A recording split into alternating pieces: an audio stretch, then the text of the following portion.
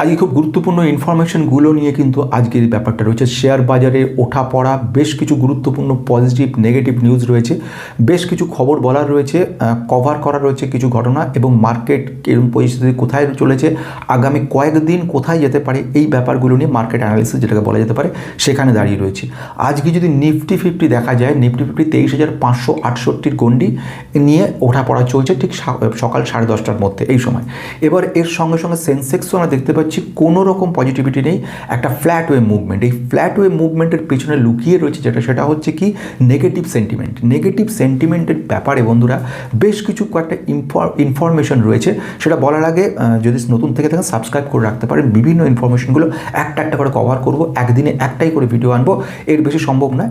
আর যেটা আমার গুরুত্বপূর্ণ বিষয় বলার রয়েছে, কয়েকটা কোম্পানিকে নিয়ে বলবো সে পরে, কিন্তু এখন এই মুহূর্তে সবচেয়ে বড় ব্যাপার সেটা হচ্ছে নিফটি এখন দেখতে পাচ্ছি আমরা একটা ফ্ল্যাট মুভমেন্ট। তার প্রথম কারণ হচ্ছে এফপিআই, ফরেন পোর্টফোলিও ইনভেস্টর যারা রয়েছে তারা বিমুখ, তারা ইন্ডিয়ার ওপরে এতটা বিমুখ আমরা কিন্তু গত কয়েক বছরে কোনো দিন দেখিনি। চিরকাল আমরা ভেবে এসেছিলাম এফপিআই আমাদের সঙ্গে রয়েছে এবং আমাদেরকে টেনে তুলছে মার্কেটটা, সেটা সত্যি ঘটনা। কিন্তু চায়না এবং যখন দেখতে পারা গেল তাইওয়ানে একটা পজিটিভ নিউজ পাওয়া গেল, যে কারণগুলোর জন্য কিন্তু ম্যাক্সিমাম ইনভেস্টার এখন চায়নার দিকে ইনভেস্ট করছে বিগত কয়েক মাস ধরে, এবং ইন্ডিয়া থেকে টাকা তুলে নিয়ে যাচ্ছে। তার প্রধান কারণ যেগুলো ছিল এফআইআর অসন্তুষ্ট হওয়ার, তার মূলে রয়েছে ট্যাক্স। আমাদের ট্যাক্সের পরিমাণ যেটা এতটা বেশি, এবং যার কারণের জন্য কিন্তু এটা ওদেরকে খুব ক্ষুব্ধ করে দিয়েছে। কোথাও অন্য কোনো দেশে তো এত ট্যাক্স আমার দিতে হয় না, এই ব্যাপারটা ওদের কাছে ক্ষুব্ধ করছে। সেকেন্ড একটা বেশ বিষয় রয়েছে, সেটা হচ্ছে ইন্ডিয়ান রুপি যদি পড়তে থাকে, আলটিমেটলি ডলার নিয়ে এদেশে এসছে ওরা, এবারে এদেশে স্টক কিনেছে, এবারে যখন ফিরবে তো ডলার নিয়ে ফিরবে। এবার ডলার নিয়ে ফিরতে গিয়ে দেখছে যে রুপিতে ওরা ট্রানজাকশন করেছে সেই রুপি পড়ে গেছে, মানে ডলারও কম পাচ্ছে। ডলারটা যখন কম নিয়ে যাচ্ছে, যেতে এবার গভর্নমেন্ট অফ ইন্ডিয়া আবার ট্যাক্স কেটে নিয়ে নিচ্ছে, তা হাতে কিছুই থাকছে না। এর থেকে তো ইউএস বন্ডে যদি ওরা জমা দিত, ইউএস বন্ডে ইনভেস্ট করতো, তার থেকে এর থেকে বেশি রিটার্ন পেত।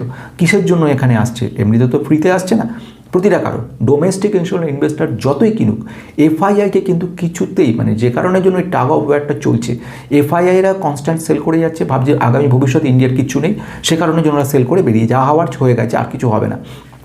ডিআইআররা ভাবছে আগামী ভবিষ্যৎ ভালো আসছে, সেই জন্য বেশি দামেও তারা কিনে নিচ্ছে মার্কেট থেকে জিনিসগুলো। তো এই জায়গায় টাগ অফ ওয়ারটা চলছে, খুব ভালো কথা। কিন্তু এফপিআই বা এফআইআই এরা যতক্ষণ না আসবে ততক্ষণ কিন্তু মার্কেটে আমরা ভালো কিছু দেখবো না। এবার আসছে সেকেন্ড পয়েন্টের দিকে, কিছু খারাপ নেগেটিভ পয়েন্ট বলবো, ভালো কিছু পয়েন্ট বলবো। নেগেটিভ পয়েন্টের মধ্যে যেটা আমি বলছিলাম, কিছুটা সময় হলেও ইরানের সঙ্গে ইউএসের যুদ্ধবিরতি রয়েছে, একটা আন্ডারস্ট্যান্ডিং চলছে। যেটাই সেটা চলুক না কেন, আলটিমেটলি এটা তো কোনো ফলপ্রসূ ব্যাপার নয়। ইরানের উপর চাপিয়ে দিয়েছে আমেরিকা, সেটা হচ্ছে তোমাদের যে পরিমাণে নিউক্লিয়ার প্ল্যান্ট রয়েছে, যেখান থেকে তোমরা নিউক্লিয়ার যুদ্ধ অস্ত্র তৈরি করতে, সেগুলোকে ধ্বংস করতে হবে। পরিমাণ ইউরেনিয়াম তোমার কাছে রয়েছে, সেগুলোকে সমস্ত কিছু কিন্তু আমাদেরকে দিয়ে দিতে হবে, বা তৃতীয় কোনো কান্ট্রির কাছে রাখতে হবে, যেটা অ্যাসুরেন্স দেবে যে তোমার এই করে না। এইগুলোতে মানতে রাজি নয়, এর মধ্যে একটা কাজ চলছে। এইটার জন্য একটা বড় নেগেটিভ ব্যাপার তৈরি হচ্ছে, ক্রুড অয়েল দাম বাড়ছে, প্রবলেম তৈরি হচ্ছে। তো এরকম পরিস্থিতিতে আর্টিফিশিয়াল ইন্টেলিজেন্স একটা চোখ রাখানো শুরু করেছিল, কিন্তু যত সময় যাচ্ছে দেখা যাচ্ছে যে এআই কিন্তু সেভাবে ইম্প্যাক্ট ফেলতে পারছে না। তো এআই ইম্প্যাক্ট কতটা পড়লো না পড়লো সেটা নিয়ে কিন্তু এখনই বলা যাচ্ছে না কিছু, কিন্তু একটা ঘটনা এখানে বলা যেতে পারে খুব গুরুত্বপূর্ণ পয়েন্টগুলোর মধ্যে, সেটা হচ্ছে এই মুহূর্তে মার্কেটে দাঁড়িয়ে থেকে কয়েকটা নেগেটিভ পয়েন্ট আমরা দেখতে পাচ্ছি। তাহলে আজকে আমরা আলোচনা করছি 2026 পয়লা জুন, এই দিনের মধ্যে আমাদের যে ইম্পর্ট্যান্ট ট্র্যাক করছি যে বিষয়গুলোকে, তার মধ্যে একটা বিষয় হচ্ছে খুব সম্পূর্ণভাবে বলা যায়, সেটা হচ্ছে মার্কেটের একটা সাইডওয়ে মুভমেন্ট করছে। এই ব্যাপার তৈরি করছে, সেটা হচ্ছে এক নাম্বার হচ্ছে ফরেন পোর্টফোলিও ইনভেস্টার, নাম্বার 2 হচ্ছে ক্রুড অয়েলের দাম বাড়ছে, একটা ফিক্সড জায়গায় যদিও দাঁড়িয়েছে সাধারণভাবে, কিন্তু ভবিষ্যতে বাড়ার সম্ভাবনা রয়েছে। 3 নাম্বার যে কথাটা বলবো সেটা হচ্ছে যে আমাদের ইন্ডিয়ান রুপি ডেপ্রিসিয়েশন হচ্ছে।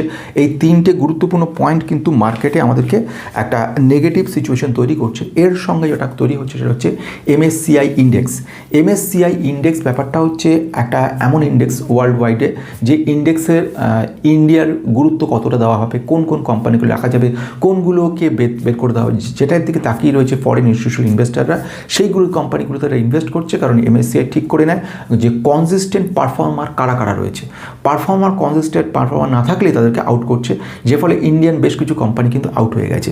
এটা হয়ে গেল একটা ঘটনা। আর ইন্ডিয়া ভিক্স মানে ভোলাটিলিটি ইন্ডেক্সে একটা ফিয়ার রয়েছে। আমি শুরুতে যেটা বলেছিলাম, ইনভেস্টরদের মধ্যে বিশ্বাসযোগ্যতা বা ইনভেস্টরদের মধ্যে একটা ফিয়ার কাজ করেছে, একটা নেগেটিভ ব্যালেন্স কাজ করেছে, যেগুলো কিনা মার্কেটকে প্রায় ডাউন ট্রেন্ড তৈরি করে দিচ্ছে বা ফ্ল্যাট ওয়ে মুভমেন্ট করাচ্ছে। আনসার্টেনির মধ্যে যে ব্যাপারগুলো রয়েছে, যতক্ষণ পর্যন্ত ইরানের সঙ্গে ইউএসের একটা যে স্ট্যাগন্যান্ট সিচুয়েশন না আসছে, স্ট্রেট অফ হরমুজকে টোটালি ওপেন না হচ্ছে, ততক্ষণ পর্যন্ত কিন্তু মার্কেটে বিরাট কিছু দেখার কোনো সম্ভাবনাই নেই। এবার হয়ে গেল এই ব্যাপারটা। এবার আসছে পজিটিভ সাইডের দিকে। পজিটিভ হচ্ছে আর্টিফিশিয়াল ইন্টেলিজেন্সের এই ব্যাপারটাকে নিয়ে আইটি সেক্টর, মানে আমাদের ইন্ডিয়ান আইটি সেক্টরের মধ্যে একটা পজিটিভ নিউজ কিন্তু ছড়িয়েছে, যে কারণের জন্য একমাত্র সেক্টর সেটা হচ্ছে আমাদের আইটি সেক্টরের একটা পজিটিভ। এতদিন ধরে আমরা দেখে আসছিলাম কি, মার্কেট পড়ছে, আইটি স্টকগুলো পড়ছে, একটু একটু করে উঠছে। যেরকম just for example HCL technology তারা ইনভেস্ট করেছে 2 বছর 3 বছর 4 বছর আগে, তাদের রিটার্ন কিচ্ছু নেই, বরঞ্চ এমন লেভেলে পড়ে রয়েছে এখন স্টকগুলো HCL টেকনোলজি এমন জায়গায়, যেটা কিনা অরিজিনাল যে সেলিং কি মানে বাইং প্রাইস তার থেকেও নিচে। এবারে কিছুটা উঠছে ঠিকই, কিন্তু তবুও এটা কোনো মতেই কিন্তু পৌঁছতে পারছে না যেখানে পৌঁছানোর কথা ছিল। অর্থাৎ আলটিমেটলি কিন্তু ডাউন ট্রেন্ড। একটা 1000 টাকা করে একটা প্রাইস ছিল, হঠাৎ করে দেখা গেলো প্রাইসটা কারেকশনের জন্য 982-তে পৌঁছেছে। সবাই তো মাথায় হাত, ঠিক আছে, পড়ে রয়েছে। এবারে যখন পজিটিভ নিউজ এলো যে এআই পুরো শেষ করতে পারছে না, এআই ছাড়াও কিছু আইটি ব্যাপার রয়েছে যেগুলো কিনা পজিটিভ রয়েছে, সেই খবরটা আসার সঙ্গে সঙ্গে কিন্তু বাড়লো। কিন্তু 980-82 থেকে বেড়ে যদি 990 হয়, তবুও তো 1000 পার হলো না। তার মানে আলটিমেটলি এইগুলো দিয়ে তো কোথাও কখনো আমরা বিরাট কিছু এক্সপেকটেশন করতে পারি না। কিন্তু যেটা পারি সেটা হচ্ছে লং রানে গিয়ে ভবিষ্যতে যখন কোম্পানি প্রফিটেবিলিটি বাড়বে, কোম্পানি একটা পজিটিভ জায়গায় যাবে, তখন আমাদেরকে একটা ভালো জায়গায় দেখাবে। TCS হোক, HCL টেকনোলজি হোক, বা এই মুহূর্তে ইনফোসিস হোক, প্রতিটি কোম্পানি আজকে দেখলাম মোটামুটি একটা ভদ্রস্থ রিটার্ন দেওয়ার চেষ্টা করছে। কিন্তু সেখানে পৌঁছানোর জন্য বেশ কিছুটা সময়ের দরকার আর একটা পজিটিভিটিরও দরকার পড়ছে। এইবারে হয়ে গেল এই ব্যাপারগুলো। এবারে আমি শেষ দিকে যাচ্ছি, যেটা শেষ দিকে কিছু ইনফরমেশনের মধ্যে আরেকটা ইনফরমেশন রয়েছে, সেটা হচ্ছে কি ডিফেন্স সেক্টর। ডিফেন্স সেক্টরের প্রচুর বড় বড় অর্ডারগুলো একটার পর একটা আসছে গভর্নমেন্ট অফ ইন্ডিয়া থেকে। রিসেন্ট যে অর্ডারটা হলো সেটাও খুব ইন্টারেস্টিং রয়েছে। সেই অর্ডারটা কিন্তু আমি ডিটেলসে বুঝিয়েছি, কোম্পানি ফান্ডামেন্টাল বুঝিয়ে সব কিছু বলেছি। কোম্পানিটা মাজাগাওটক। আমাদের ফাইন্যান্স মিনিস্টার মিসেস নির্মলা সীতারামনজি, উনি প্রেজেন্ট যে কাজটা করেছে সেটা হচ্ছে প্রায় 70,000 কোটি টাকার একটা বড় মাপের কিন্তু অনুদান দিচ্ছে বা ছাড় দিচ্ছে বা অর্ডার দিচ্ছে। সেটা হচ্ছে সাবমেরিনের জন্য। এই 6খানা গুরুত্বপূর্ণ সাবমেরিন, যে সাবমেরিনগুলোর মধ্যে কাজ করবে জার্মানি একটা কোম্পানি রয়েছে, সেই কোম্পানিটা এদের সঙ্গে কাজ করছে এবং এর আলটিমেট ইম্প্যাক্ট হবে আগামী 7 বছর পরে। এর ফলে যে কাজটা হচ্ছে HDW-141 রেঞ্জের, অর্থাৎ অ্যাডভান্স নেক্সট জেন লেভেলের সাবমেরিনগুলো তৈরি হচ্ছে, যার মধ্যে নিউক্লিয়ার পাওয়ার নিয়ে যাওয়ার সম্ভাবনা রয়েছে, যার মধ্যে থেকে অ্যাটাকিং ক্যাপাবিলিটি মানে খুব ফাস্টেস্ট অ্যাটাকিং ক্যাপাবিলিটি রয়েছে। জার্মানি কোম্পানিটা এই ব্যাপারে টেকনোলজি সাপোর্ট করছে, অন্যান্যগুলো সাপোর্ট করছে। এইটা হলো একটা ঘটনার দিকে। এবারে আসছি সেকেন্ড ঘটনার দিকে, সেটা হচ্ছে যে এই যে কোম্পানিগুলো রয়েছে বা প্রেজেন্টলি ইন্ডিয়ান রেলওয়ে একটা কিছু পজিটিভস দেখাতে চলেছে, এইগুলোকে ছাড়া ঠিক এই মুহূর্তে আমি যেটা মনে করছি, কয়েকটা সেক্টরকে আমি মনে করছি খুব বুলিশ জায়গা আসতে চলেছে কিছুদিনের মধ্যে। যেরকম প্রথম আমি বলতে চলেছি capital good sector. Capital good সেক্টরের কিন্তু অনেকটা সময় ধরে একটা ফ্ল্যাট মুভমেন্ট করে চলেছিল, অথচ সেই সেক্টরের পোটেনশিয়াল গ্রোথ রয়েছে দুরন্ত, ফলে সেটা কিন্তু একটা পজিটিভ সাইন দেখাচ্ছে। সেকেন্ড আমি একটা কথা বলতে চলেছি আরেকটা কোম্পানি সেক্টরের কথা নিয়ে। সেই সেক্টরটা কিন্তু খুব ইন্টারেস্টিং এবং সেক্টরটা হচ্ছে আমাদের ডিফেন্স সেক্টর। ডিফেন্স সেক্টরে কিন্তু আগামী দিনে অর্থাৎ 2030 সালের মধ্যে 50,000 কোটি টাকার মতো কিন্তু এক্সপোর্ট করতে চলেছি আমরা। এই এক্সপোর্ট রেঞ্জটা 2030 পরে যে ঠিকই, হয়তো তার আগেই আমরা পৌঁছতে পারবো। প্রায় আমাদের 2023-এর ডেটা 23-24 ডেটা অনুযায়ী আমরা 24,000 কোটির বেশি কিন্তু এক্সপোর্ট করেছি। আমাদের এক্সপোর্টের মধ্যে রয়েছে যেরকম ব্রহ্মোস মিসাইলের কথা, বিভিন্ন মিসাইল, পিনাক মিসাইল যেরকম রয়েছে, এছাড়াও আর্টিলারি কিছু ট্যাঙ্ক রয়েছে, অ্যামিউনেশন রয়েছে বহু দেশে। রিসেন্টলিও আরেকটা রিসেন্ট নিউজ পাওয়া গেল, সেখানেও দেখা গেল বেশ কিছু মিসাইলসের অর্ডার পাওয়া গেছে। কোম্পানিটা রাশিয়ার সঙ্গে মিলে ব্রহ্মোস মিসাইলের যে টেকনোলজি অ্যাডভান্সমেন্ট নিয়ে এসছে, সেটা ছাড়াও অগ্নি 6-এর যে প্রেজেন্ট যে নিউজগুলো আসছে একটার পর একটা, সেখানে আমাদের নেক্সট জেন লেভেলে মানে ট্র্যাক করা অসম্ভব এমন ধরনের বেশ কিছু মিসাইল এরা তৈরি করে ফেলেছে ইন্ডিয়া। এবং এইগুলো আলটিমেটলি খুব সুন্দরভাবে পারফেক্টলি কিন্তু যাকে বলা হয় ট্রিগার টার্গেটে হিট করতে পারবে, এবং এইগুলো সারা বিশ্বের কাছে একটা পজিটিভ জায়গা তৈরি করছে, যে কারণের জন্য বিদেশিরা কিনতে খুব উৎসাহী রয়েছে ইন্ডিয়ান প্রোডাক্ট। তাহলে ডিফেন্স সেক্টর ভবিষ্যৎ রয়েছে একটা ভালো।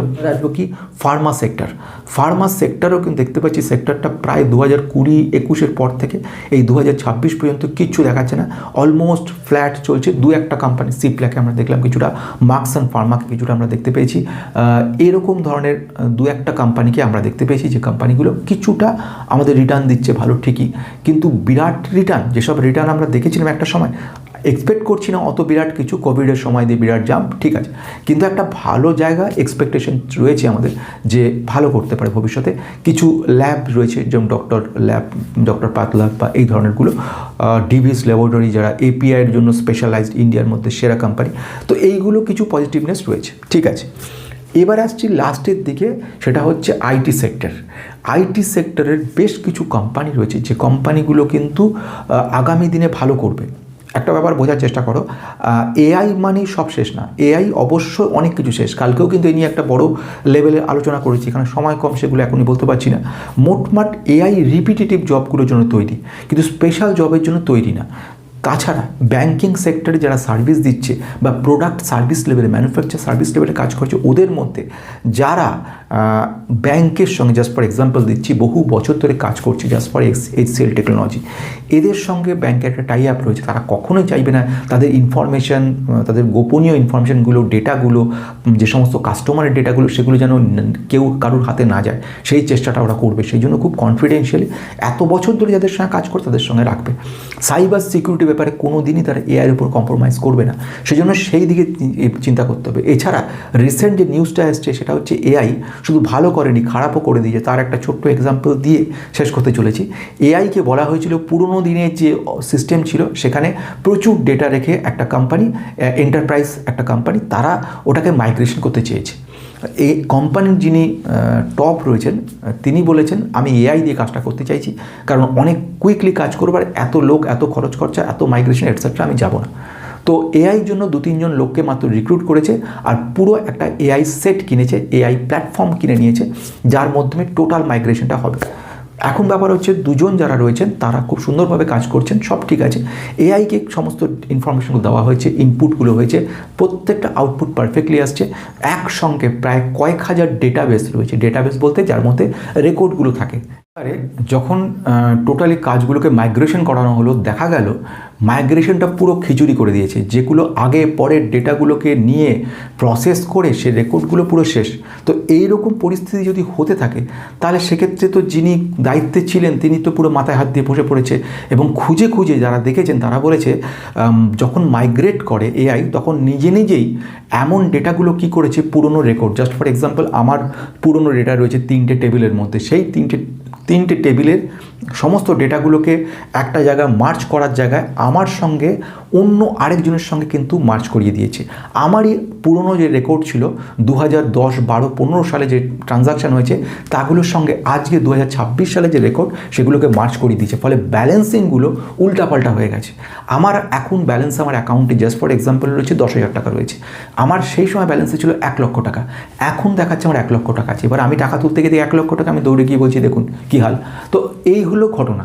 তো এইগুলোকে যখন দেখা গেল, মাথায় হাত দিল, কোম্পানি লস হলো, এআই সংক্রান্ত ব্যাপারের দিকে ওরা একটু পিছিয়ে গেল এবং বুঝতে পারলো এআই এখনও সেই ম্যাচিওর জায়গায় পৌঁছয়নি যে নিজে নিজে সব কাজ করতে পারবে। এইগুলো আইটি সেক্টরের একটা পজিটিভিটি তৈরি করে দিল, ইন্ধন জোগালো আইটি সেক্টরকে। চলো সব শেষ হয়ে যায়নি। মনে পড়ে ক্লাউড যখন এসেছিল তখন কিন্তু সেম ওয়েতে কাজ হয়েছিল। ক্লাউডেও কিন্তু দেখেছিলাম আমরা গেল আইটি সেক্টর শেষ হয়ে যাবে, তাও কিন্তু শেষ হয়নি। বরঞ্চ আইটি কোম্পানিগুলো এখন ক্লাউডের ওপর স্পেশালাইজড করছে। আমার বিশ্বাস হয়তো এআইকে নিয়ে স্পেশাল যারা বড় কোম্পানি সেগুলো টিকে যাবে, কিন্তু যেসব কোম্পানিগুলো ছোট, যেগুলোর শুধু সার্ভিস ওরিয়েন্টেড কাজ করছে, যেগুলো শুধু প্রোগ্রাম বানিয়ে চলেছে, কোডিং ডেলিভারি করছে, সেগুলোর দিন কিন্তু খারাপ আসছে। এবার আমি শেষ করতে চলেছি, শেষ কিছু কথা বলে। আজকে দেখা গেল যে ট্রেন্ডটা মার্কেটে, তাতে লার্জ ক্যাপ যেসব কোম্পানিগুলো রয়েছে সেই সব কোম্পানিগুলো কিন্তু প্রচুরভাবে কারেকশন হচ্ছে। লার্জ ক্যাপ কোম্পানিগুলোর মধ্যে একটা কারেকশন লেভেল আসছে, এই কারণে এপিআই যারা রয়েছে তারা সেল করে যাচ্ছে। বেশ, second one small cap mid ক্যাপের মধ্যে একটা ফ্ল্যাট ওয়েভ মুভমেন্ট, আর কয়েকটা কোম্পানির ক্ষেত্রে কিছুটা জাম্প দিচ্ছে, কিন্তু আলটিমেটলি টোটালটা দাঁড়িয়ে রয়েছে বেশ কিছু পজিটিভ পয়েন্টের উপর। আজকে এই বলে শেষ করলাম।